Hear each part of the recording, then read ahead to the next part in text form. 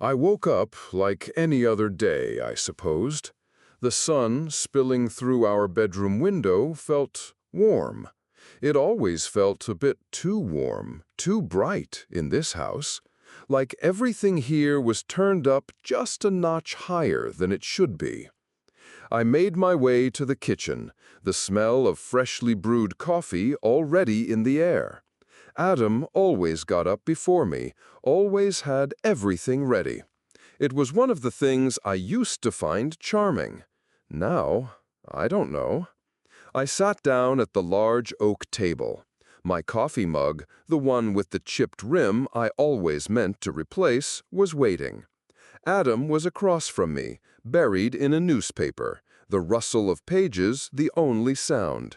I opened my laptop, pulling up my emails. The usual backlog, a mix of work-related stuff and promotional junk.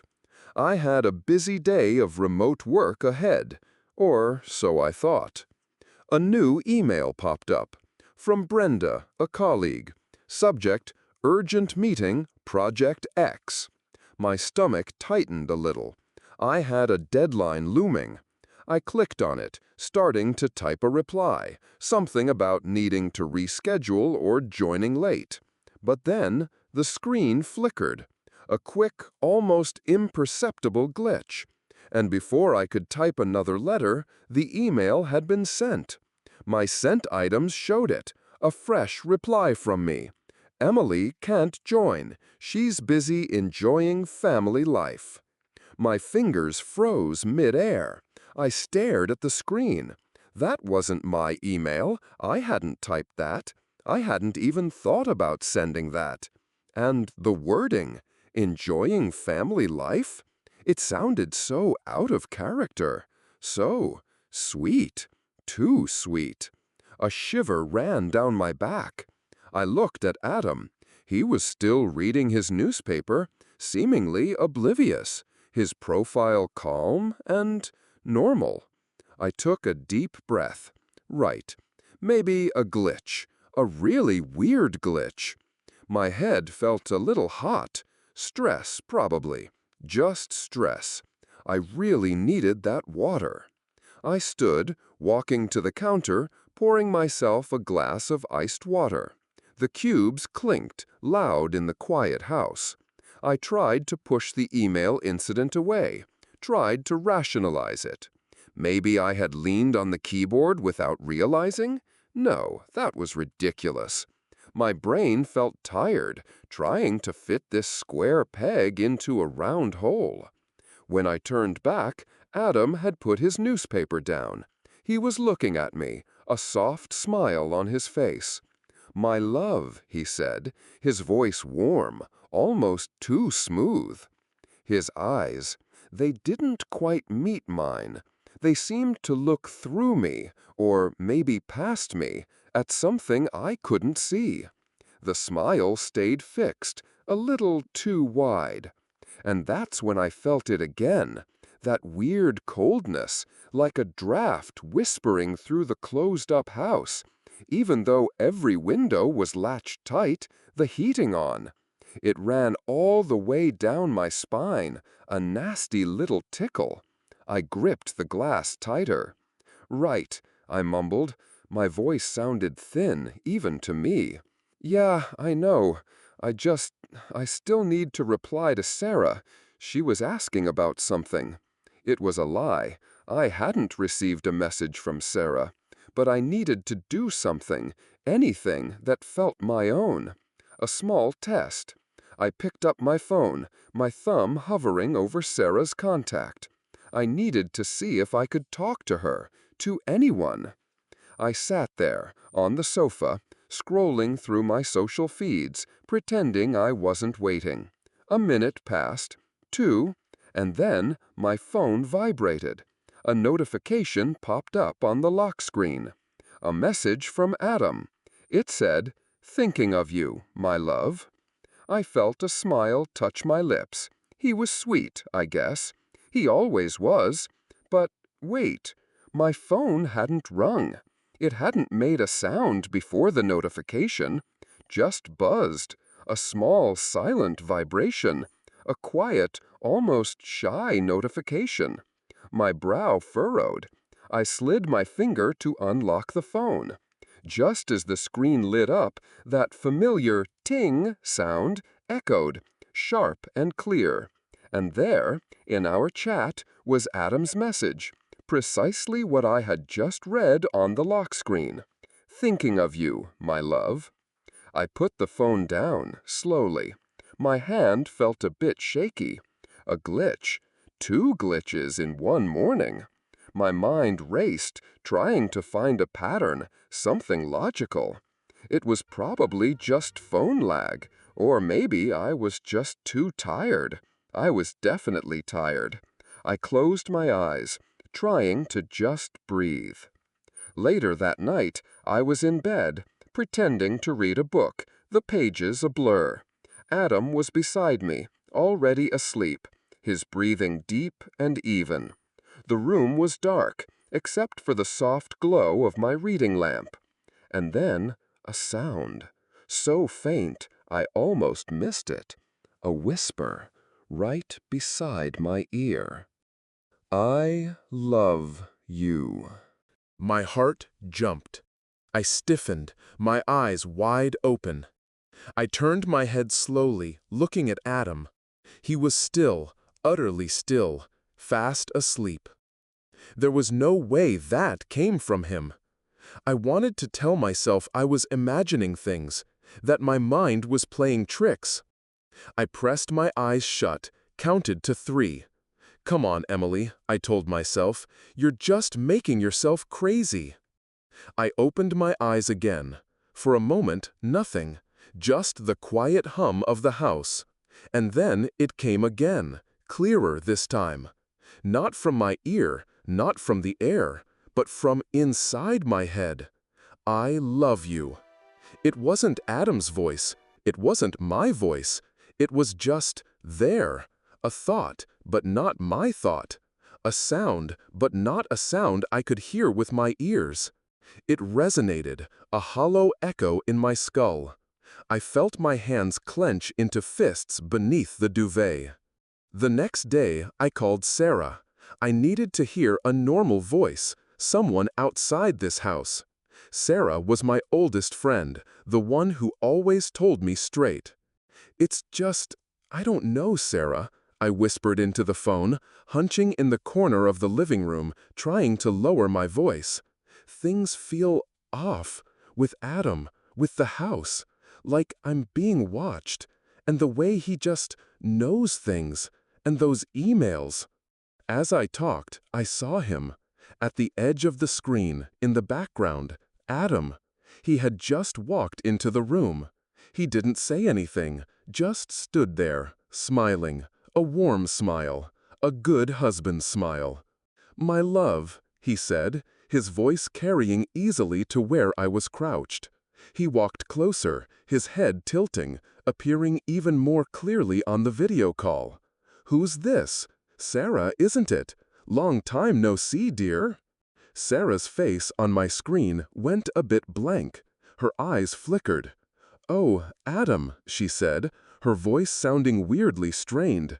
How's everything? Her gaze was fixed, not on Adam behind me, but somehow, somewhere else. A beat of silence. Anyway, Emily, I need to go. Something just came up. I'll talk to you later. She disconnected. Just like that. I stared at the call-ended screen. What the hell was that? Sarah never did that. Adam was now standing right over me.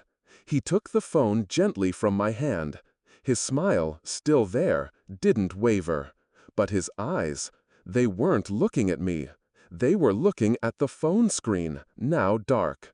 She doesn't understand our love, but that's okay, he said, his voice soft, almost pitying. I felt a coldness spread through my chest, like a block of ice slowly melting, filling me up. It wasn't just the draft in the house anymore.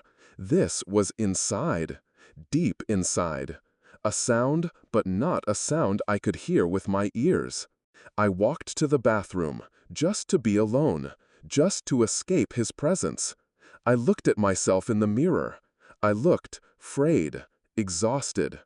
"My tu un," I whispered to my reflection. "It's all fine. I'm just sensitive. Overthinking things, Emily. Just overthinking." I blinked. My reflection didn't blink back. Not right away. For a microsecond, her eyes remained wide open, staring back at me. They looked empty. And then she blinked, a slow, deliberate blink, and a small, gentle smile touched her lips. Not my smile. It was something else. A flicker of something I didn't recognize. And that's when I realized it. The internal monologue, my own thoughts, the voice inside my head, the one questioning, rationalizing, fighting back. It was gone. Entirely. All that was left was that familiar, insistent whisper, now not so faint anymore. "I love you." It was everywhere, echoing, filling the space where my own mind used to be. I tried to sleep. I really did. My head hit the pillow, and for a moment I closed my eyes, drifting. A memory flashed into my mind. Our first date. We were at that small Italian place, candlelit. Adam had reached across the table, taken my hand. He looked into my eyes and said something sweet, something about knowing we were meant to be. It was a beautiful memory, my memory. Then his voice, clear as day, right inside my head again. "Em có nhớ không, Emily?" he asked. "Chính anh là người đã gửi tin nhắn đó cho em trước khi em kịp nhận được." My eyes snapped open. A silent scream tore through my throat, a soundless, desperate horror. That couldn't be right. That was my memory, my perfect memory. But his words, they settled in my mind, somehow correcting that memory, overwriting it. My past wasn't mine anymore. Nothing was. "Are you okay?" Sarah's text flashed on my phone screen late that afternoon. You canceled on me. You seemed unwell on the call. I stared at the words, stunned. Canceled? I hadn't canceled. My throat tightened. It felt like a hand was squeezing it, closing off the air. I tried to call Sarah back. My finger jabbed at her contact. Nothing. No signal. Not a single bar. I looked at Adam. He was sitting on the armchair, casually scrolling on his own phone, and his signal bar was full, bright green. A hot wave of something, probably pure, unfiltered panic, crashed over me. I threw my phone onto the hardwood floor. It bounced once, then lay still. And the whisper came again, louder now, cutting through the buzzing in my ears. Clear, insistent. "You don't need anyone else but me. I am enough." I looked at Adam. He was still smiling, but the gentleness was gone from it. It was a snare, a trap, a perfect, inescapable trap. I scrambled to my feet, ran to the front door. My hand closed around the doorknob, cold and hard under my sweating palm. I twisted. It wouldn't turn. I twisted again, harder, putting my whole weight into it. My muscles strained. Nothing. The door was sealed, locked, immovable. I sank to the floor, tears streaming down my face. The room, which once felt so cozy, so warm, now felt utterly cold, utterly alien. My hand still rested on the doorknob, still unnaturally cold. A strange feeling, an inexplicable urge, pulsed through me. A gentle command, yet so firm, echoed in my head. "Nam suong, ngu di, ein yêu em." Lie down, sleep, I love you. I looked down at my hand, my left hand, the wedding ring on my ring finger, the solid gold band Adam had given me, now felt different.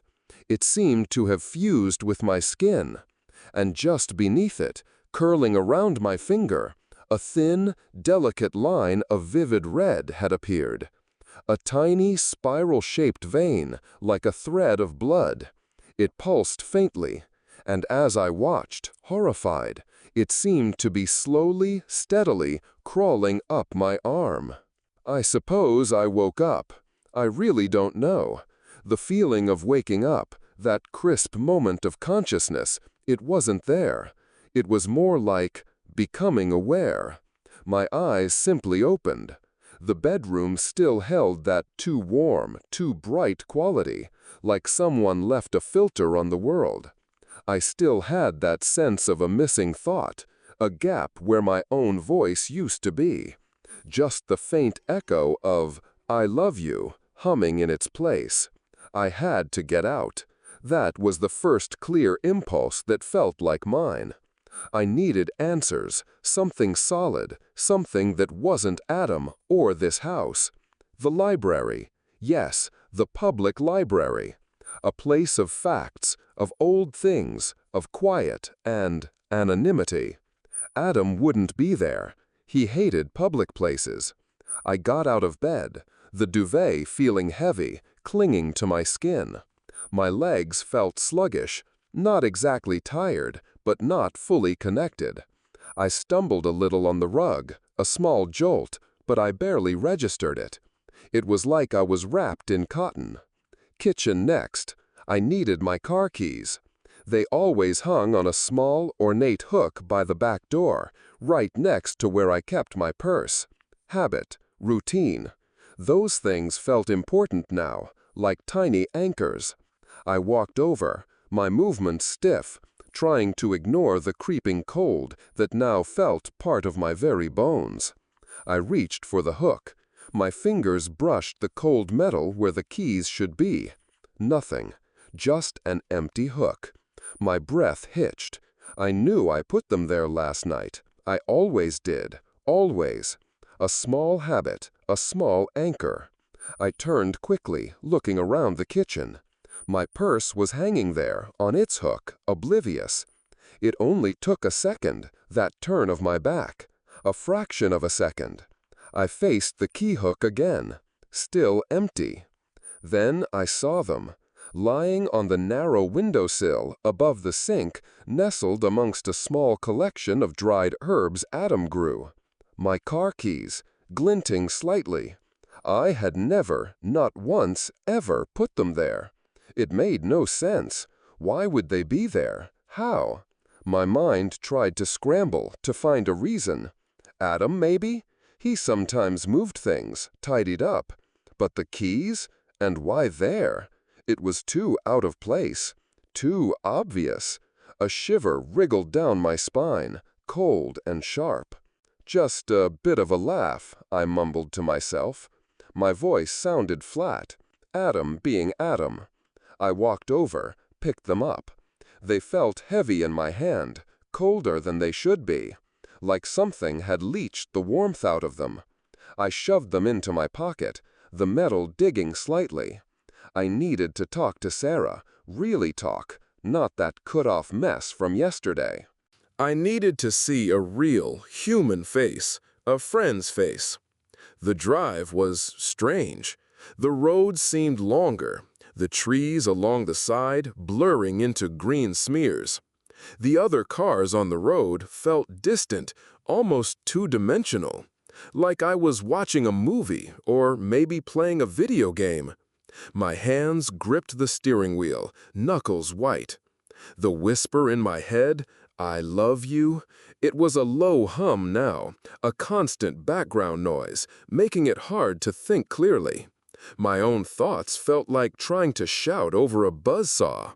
My head ached behind my eyes. I pulled up to Sarah's house, a familiar yellow bungalow with a patch of unruly roses. I hadn't called. I didn't want to risk another lost signal or accidental message. I just needed to show up, in person. Catch her off guard, maybe, so Adam couldn't mess with it. I walked up the flagged path, my heart thudding. I hammered on the door. Once, twice, then again, harder. Footsteps, then the sound of the latch. The door opened a crack. Sarah's face appeared. Her eyes widened, a flicker of something I couldn't quite place. Surprise, yes, but also annoyance. "Emily?" Her voice was a little sharp. "What are you doing here? You didn't call. I thought Adam just called. He said you had a terrible flu, that you were too sick to even get out of bed." My jaw dropped. "Flu? Sarah, I don't have flu. I need to talk to you. Something, it's bad, with Adam, with the house." I tried to push past her, just a little, to get inside, where it felt safer to talk. But she didn't budge. Her eyes, they weren't looking at me in the same way. They held a strange, distant quality, a fixed concern that didn't quite feel genuine. "Emily, you look awful, pale. Adam was right. You really should be home, resting. He was so worried." She actually took a step back, widening the gap between us, instead of letting me in. It was like she was scared of me, or something. "No, Sarah, listen to me," I pleaded, my voice rising. "He's doing things. My phone, the door, the voices." My voice broke. I looked at her, searching for the old Sarah, the one who would roll her eyes and say, "All right, Em, let's get you a cup of tea. You look like you've seen a ghost." But that Sarah wasn't there. This Sarah just looked at me with that same unnerving, almost pitying gaze. "You're not making sense, Em. You really need to go home. Adam's waiting for you." She reached out, a soft, deliberate gesture, her hand briefly touching my arm. I flinched. Her touch felt cold, like a block of ice. "He's home," she repeated, her voice softer now, almost a chant. "You should go home." Then, incredibly, she began to close the door, slowly, deliberately. "Sarah!" I cried, sticking my foot out to try and stop it. But another sharp pain, like a burning wire, shot up my leg from my wedding ring finger. I gasped, stumbling back. The door clicked shut, right in my face. I stood there for a long moment, staring at the closed door, hearing nothing. Not a sound from inside. No footsteps, no rustling. Just a deep, profound silence.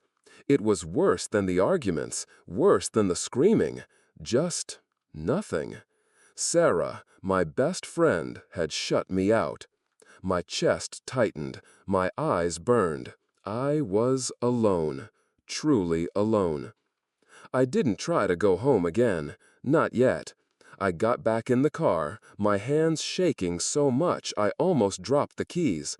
I drove past Sarah's house, past the familiar shops, until I saw the old public library. It was a brick building, solid, a little run down, but it had always felt safe to me. A place of quiet order. I needed that order. Inside, the library was mostly empty. Just a few scattered figures hunched over tables, bathed in the soft glow of reading lamps. The air smelled of old paper and dust, a comforting scent. I walked to the history section, my mind trying to piece together what I needed. Adam, his family, the contract. My mind still felt sluggish, the whisper a constant hum, making it hard to concentrate. I found a section on local history, on the old, moneyed families of the region. I scanned the spines, my fingers tracing the titles. Blackwood, Blackwood, no, Blackwell, Adam Blackwell. And there it was. A thick, leather-bound volume, much older than the others. Its cover was mottled, its pages slightly yellowed. The Blackwell lineage, Lords of the Valley. I pulled it out. It was heavy, surprisingly so. I carried it to a secluded table in the back, away from the few other patrons. The chair scraped loudly on the floor when I pulled it out, a jarring sound in the quiet. I winced. I sat down, my hands trembling as I opened the heavy cover. The first few pages were introductions, old etchings of the area. Then the family tree. I found the first Adam Blackwell easily enough, and below his name a faint, almost ghostly drawing of a man. The features were soft, indistinct, but there was something in the line of his jaw, the curve of his nose. It was Adam, or like Adam. Under the drawing, the dates. Born 1823. My breath caught. 1823, almost 200 years ago. It couldn't be. This was wrong. This had to be a mistake, a long, complicated joke. My fingers, ice cold, traced the numbers. 1823. It wasn't possible. I flipped the page, my hands shaking so hard I almost tore the delicate paper. And there it was, another Adam Blackwell, another faint drawing, another list of dates, a life that apparently spanned over decades, before another Adam Blackwell took his place. Each one seemed to marry a young woman, their names listed in elegant script, and under each woman's name a stark, angry red line. Sometimes a single slash, sometimes a bold cross. Ilara Blackwell, cross. Isabel Blackwell, cross. Clara Blackwell, cross. A wave of nausea washed over me. My vision swam. These women, they all disappeared, every single one. The book subtly mentioned departed under tragic circumstances or relocated to distant lands. But the red lines, always the red lines, and the names, Adam, always Adam, the same name, generation after generation, spanning centuries. It came then, not a whisper, but a resonant hum from deep inside my skull. I am eternal love. It wasn't a question, it was a statement, a declaration. My stomach churned. I pushed the book away from me, a frantic, desperate fling. It slid off the table, hitting the old wooden floor with a dull thud. No one seemed to notice. The few other people still hunched over their books, oblivious. I had to get out. My whole body screamed at me to run far, far away. I tried to stand, but just as I put weight on my legs, a sudden searing pain shot through my chest.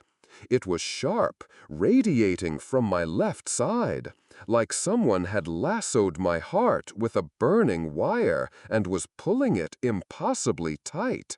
I gasped, a ragged, small sound. My legs buckled, and I crumpled back into the chair, clutching my chest.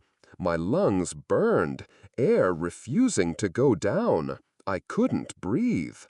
I looked down at my left hand, the one with the wedding ring. The faint red vein that had appeared yesterday, it was no longer red. It was a dark, bruised purple, almost black in places, and it was wider. It had snaked further up my ring finger, coiling around it, spreading like an intricate, macabre tattoo. It pulsed, a faint beat, almost in sync with the agonizing squeeze in my chest. Then I smelled it, a sweet, cloying smell, like lilies, but not fresh ones, lilies that had been left in a vase too long, that had wilted and gone a little rotten. It filled my nostrils, thick and heavy, right here in the old dusty library. A smell of decay beneath the comforting scent of old paper. "No," I whispered, my voice choked. "Please, no." I don't remember leaving the library. I don't remember the drive home. It was all a blur, a tunnel of black and white. The faint hum of "I love you," now a roaring torrent in my head, drowning everything else. I stumbled through the front door of the house, which somehow was unlocked. Or maybe I had just forgotten it was. I barely noticed. I was moving in a daze, a dreamlike state.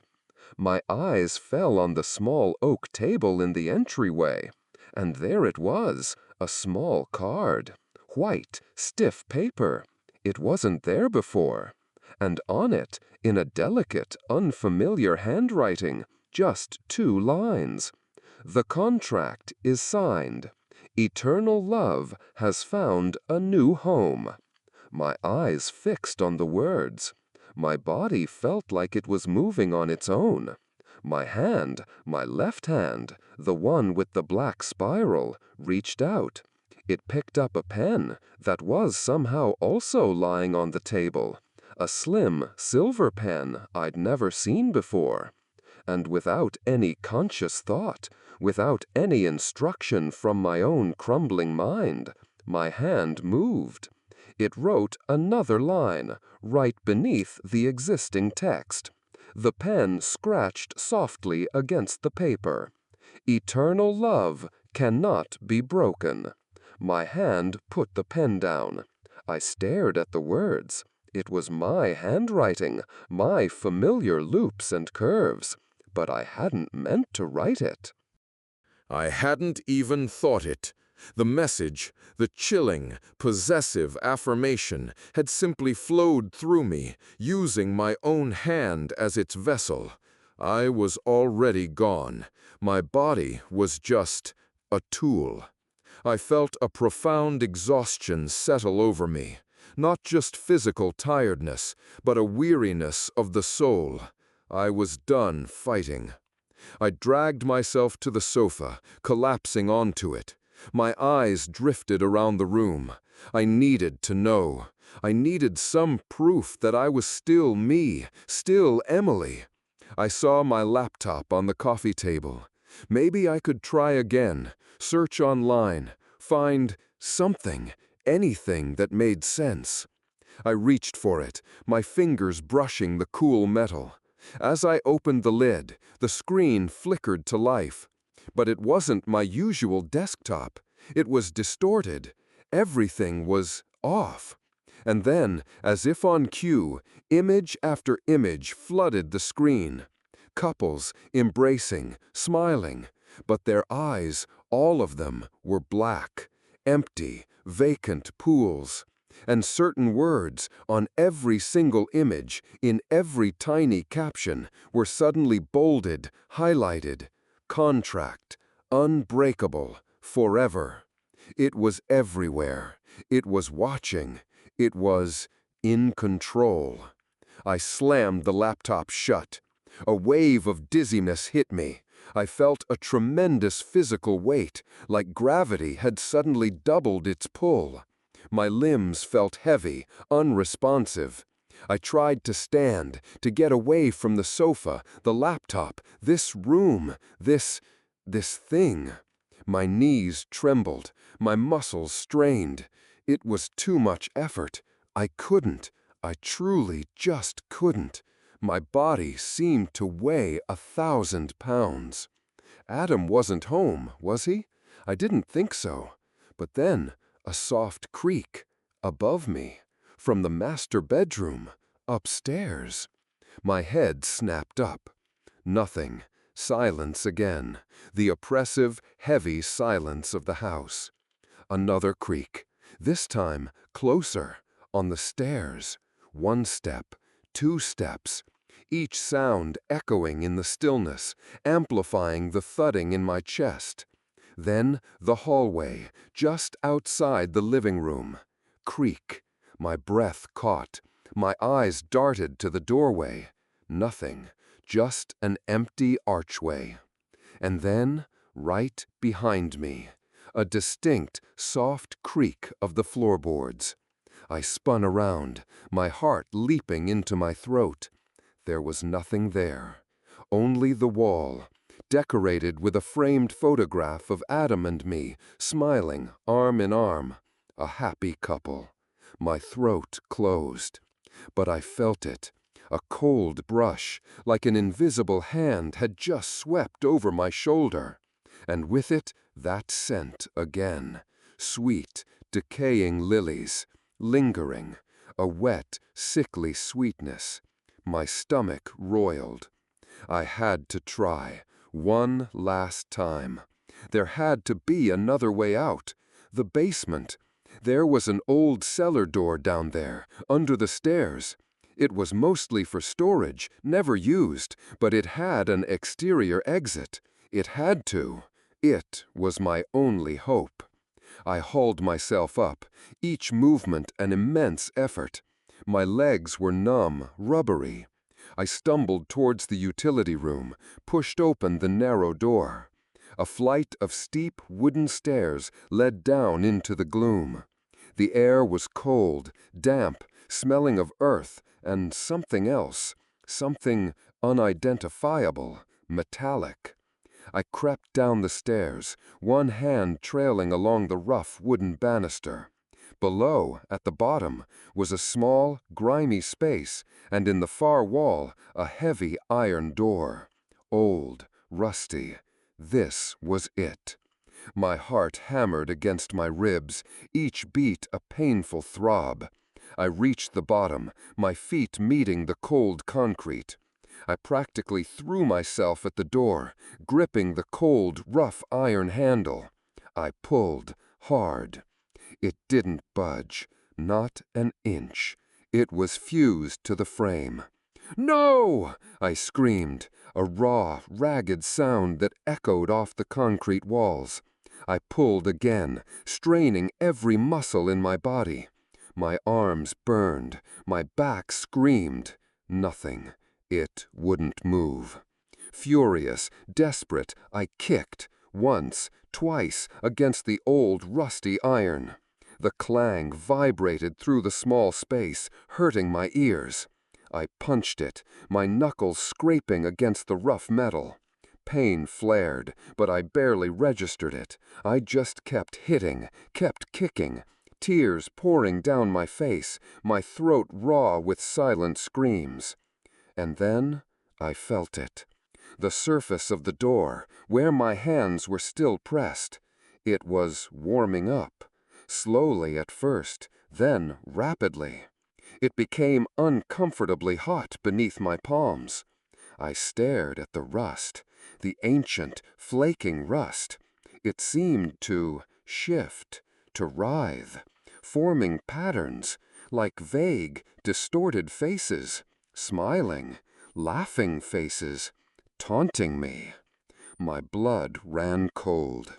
I watched, horrified, as the door, which I had just fought to open with every ounce of strength, suddenly, slowly opened. Just a crack, a sliver. Revealing a space beyond, an abyss of unimaginable darkness. A deep, consuming blackness that seemed to suck the air out of the room. And then the whispers. Not just in my head. They reverberated through the entire basement, echoing off the concrete, vibrating in my bones. A chorus of voices, all soft, low, but utterly insistent. Chom the chait tron tiniu ko ein, they hissed. Tuak ve ein, my. You cannot escape my love. You belong to me forever. Then, with a truly awful, ear-splitting clang, the door slammed shut. The sound was impossible. It wasn't just a door slamming. It was a roar. A final, undeniable pronouncement. And the sound, it didn't dissipate. It lingered, it stretched, it hummed in the very air, vibrating, slowly fading into a low, deep thrumming that was both heard and felt. I slid to the floor, my legs giving out completely. My body shook, uncontrollably, violent tremors coursing through me. My eyes were fixed on the door, on the hinges, the old, rusty, battered hinges. They weren't old anymore. They weren't rusty. They gleamed, bright, polished, like they had just been installed, like they were brand new, like they had never been touched by time.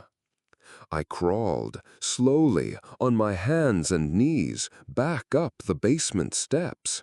Each step was a monumental effort. My body felt heavy, bruised, but also strangely numb. I pulled myself, limping, back into the living room, then towards the bedroom. I didn't know why. It was just where I was going. My body knew. Adam was there, waiting for me. He was sitting on the edge of the bed, his back to the window, the last slivers of twilight filtering through the curtains. He turned as I entered, a soft, warm smile on his face. But the smile, it was wider now, much wider than before. It seemed to stretch unnervingly, almost to his temples. His eyes were bright, too bright, glittering in the fading light. He held out his hand to me. I took it, my own hand cold and clammy. His grip was firm, comforting almost. "My dear," he said, his voice soft, a low rumble that resonated in my chest. "You should know that our love is forever, always." He looked at my face, really looked, his smile never wavering.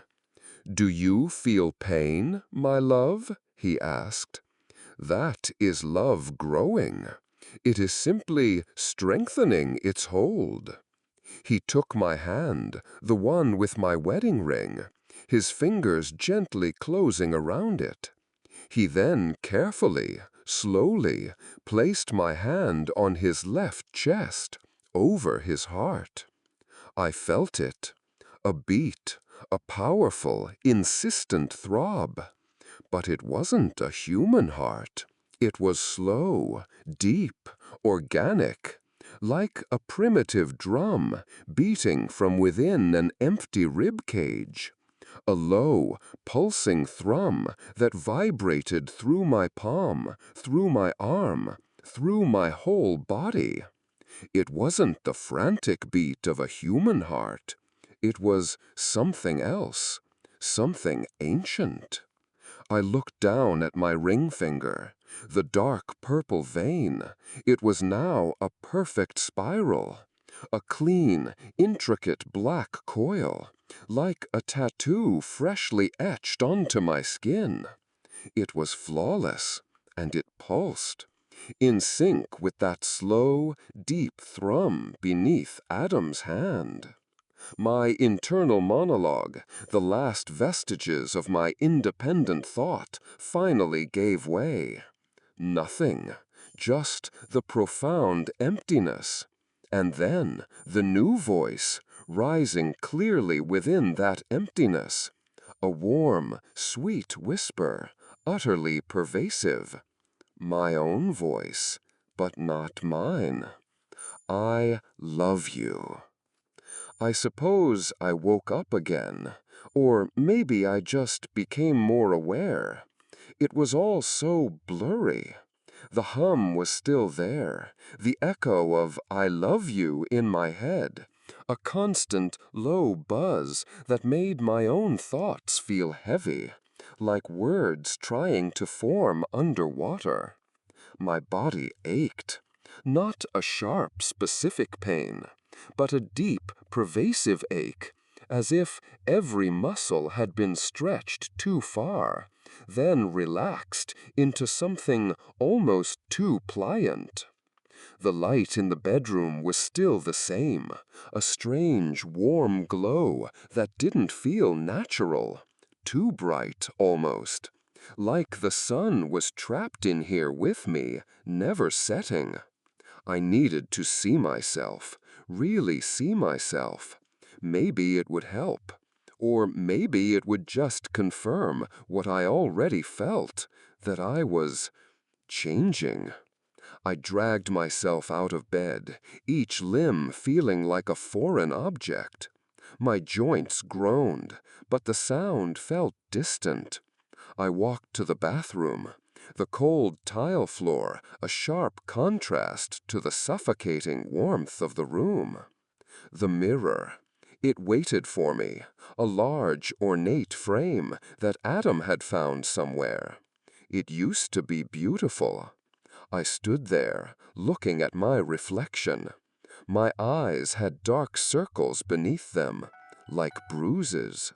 My face, it looked thinner, sharper somehow, almost gaunt.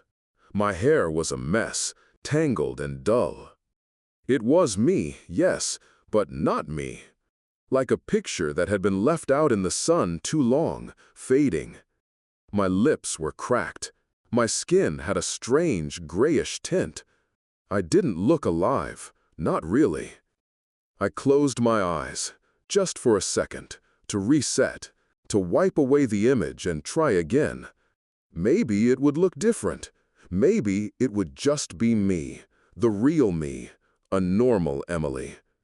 I wished for it with a desperation that felt like a physical pang in my gut. And then I opened them. My eyes fluttered open slowly, heavy eyelids fighting me. The reflection wasn't mine, not anymore. It was still me, in a way, the general shape, the length of my hair. But the details, the eyes in the mirror, they were black, just hollow, black pools where my gray-green eyes used to be. And the mouth, it stretched into a smile, a wide, radiant smile, too wide. It reached almost to the temples, pulling the skin taut, inhuman. There was no warmth in that smile, no joy. It was just there, a mask. And those black eyes, they sparkled, glinted with some deep, cold amusement. The reflection didn't move its lips, but I heard it, clear as day, right inside my skull. Not a whisper this time, a statement. My own voice, but not my voice. It resonated, deep and content. Happiness, eternal. My blood ran cold. I pressed my hands against my cheeks, feeling the gauntness. But the hands in the mirror, they were smooth, pale, unblemished. There was no spiral vein, no dark purple line, just perfect, unyielding skin.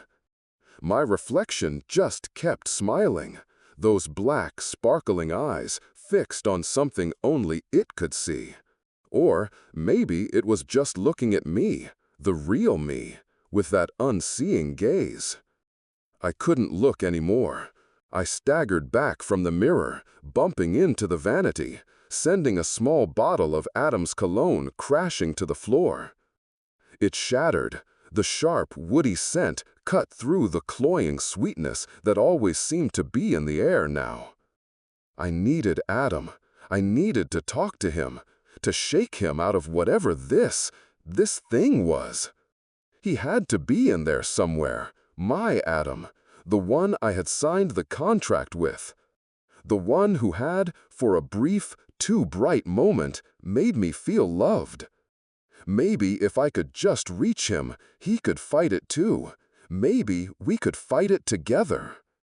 I found him in the living room, standing by the large, arching window that overlooked what used to be our garden. He was just standing there, still, like a statue. His back was to me. The late afternoon sunlight, what little there was, filtered through the shears, casting a soft, diffuse glow around him. He looked almost peaceful. Adam? My voice was a croak, raw from yesterday's screams. Adam, please, you have to fight this. This isn't you. He turned slowly.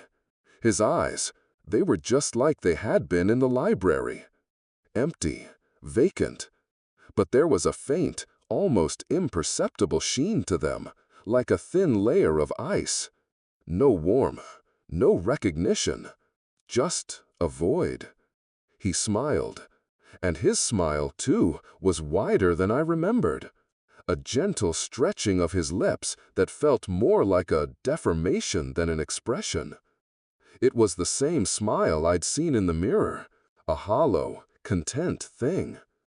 He took a step towards me, then another. He moved like a dancer, graceful, almost floating.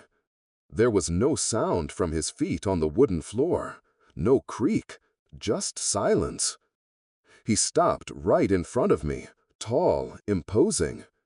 Then he reached out, slowly. His hand came up, tracing the curve of my jaw, then resting gently on my cheek. His fingers were cold, so cold, like marble, white, smooth, lifeless. The touch made a shiver run down my spine, a cold, icy dread that settled in my bones. It wasn't the touch of my husband. It was something else, something dead. Adam said nothing. His eyes drifted over my shoulder to the wall just behind me. I couldn't see anything. But then, as he watched, a small crack appeared on the pristine white paint. A tiny hairline fissure, no bigger than a fingernail. And as I stared at it, it seemed to spiral.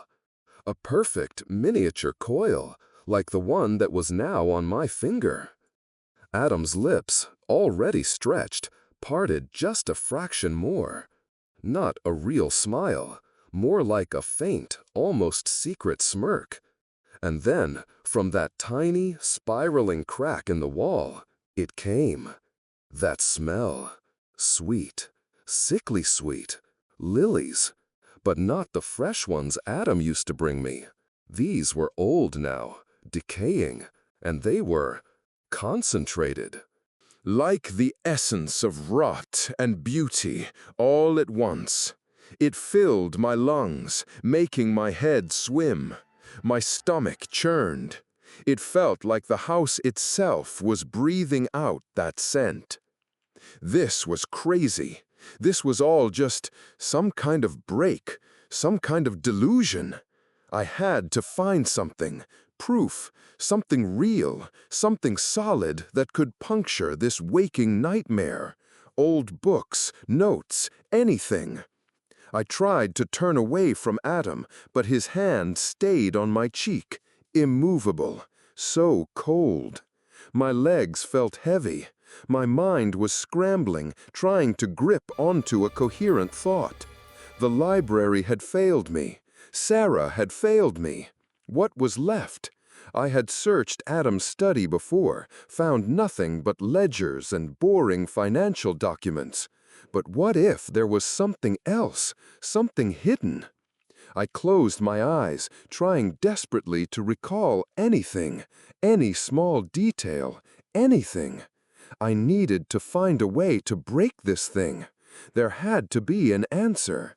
Some old lore, some forgotten ritual. Then the whispers started. Not just the hum. These were clearer now, distinct. Not just, "I love you." These were commands, direct, insistent. They came from inside my head, yet they weren't my thoughts.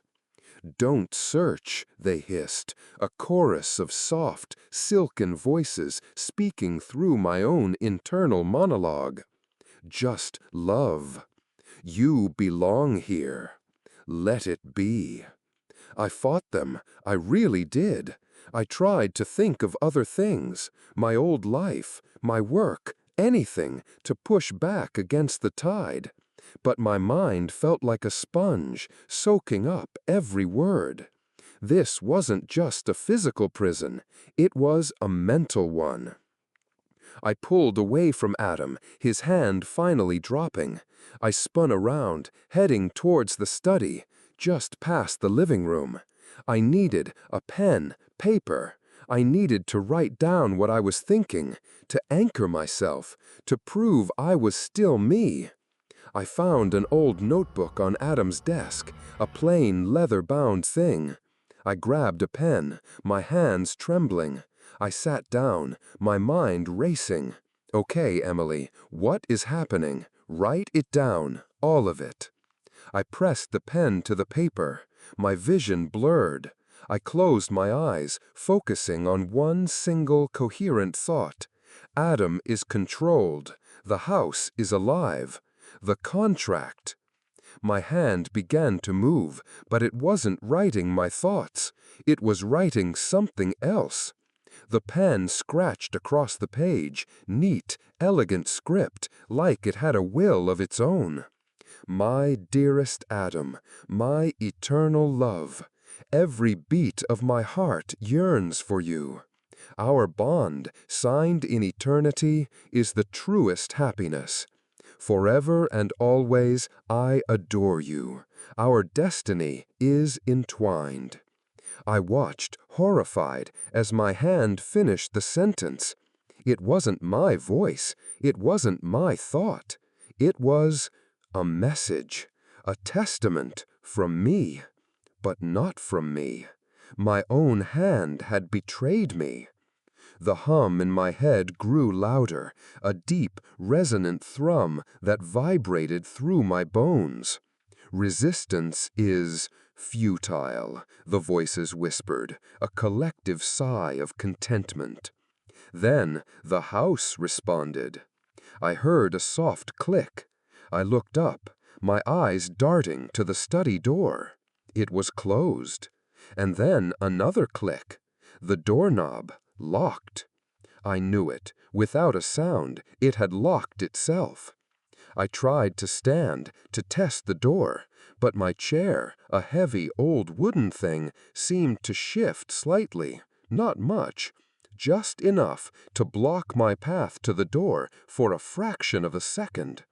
It was subtle, but it was there.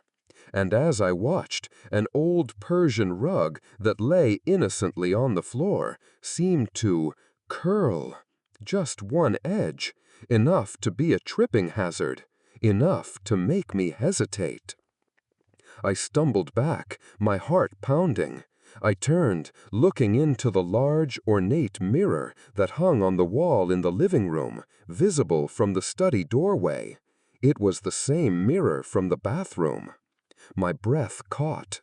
The image staring back wasn't the gaunt, gray Emily I remembered. It was the other one, the one with the black, hollow eyes and that too wide, stretching smile. That face, it was full of a deep, unsettling satisfaction, a grotesque triumph, a terrifying, beautiful calm. It was not me. Not anymore. I clutched the desk, my knuckles white.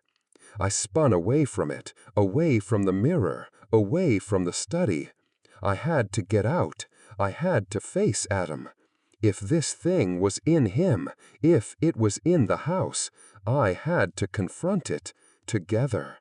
Maybe that was the only way, to acknowledge it, to make it listen. I walked towards him, forcing my rubbery legs to move.